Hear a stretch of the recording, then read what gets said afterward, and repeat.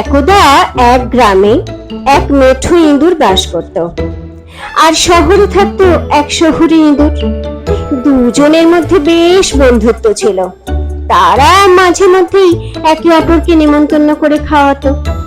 একদিন মেঠো ইঁদুরটি তার অভিন্ন হৃদয় বন্ধু শহুরে ইঁদুরকে নিমন্ত্রণ করে নিয়ে এলো পাড়া গায়ে তার নিজের ডেরায়।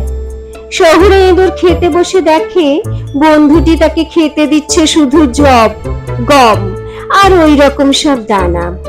এইসব দেখে মেঠো ইঁদুরকে শহুরে ইঁদুরটা বলল, ভাই, কিছু মনে করো না, তুমি আমাকে যা খেতে দিচ্ছ এসব তো খুদে পিঁপড়েদের খাবার।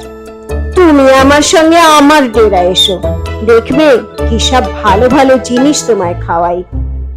একদিন খেলে আর ভুলতে পারবে না জীবনে।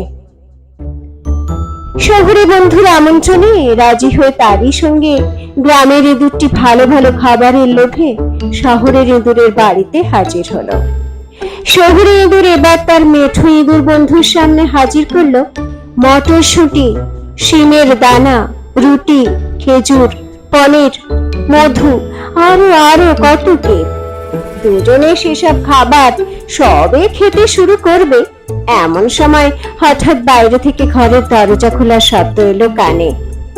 ভয়ে অমনি দুজনে খাবার ফেলে সেখান থেকে ছুটে পালালো।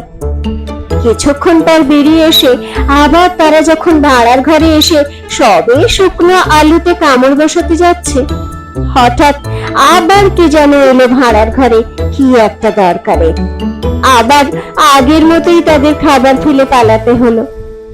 বারবার এইরকম খেতে গিয়ে বাধা পেয়ে মেঠো ইঁদুরটি বিরক্ত হয়ে তার শহুরে বন্ধুকে বলল,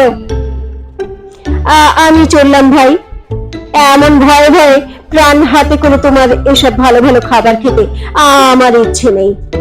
এর চেয়ে গায়ে ফিরে গিয়ে নির্ভয় নিশ্চিন্তে আমার মাঠের গর্তে বসে ওই শুকনো গম আর জবের দানা চিবিয়ে গিয়ে তাতে পেট ভরবে এবং খিদের সময় বারবার খেতে গিয়ে বাধা পেতে হবে না। বলো তো বন্ধুরা, কি শিখলাম আমরা এই গল্পের থেকে?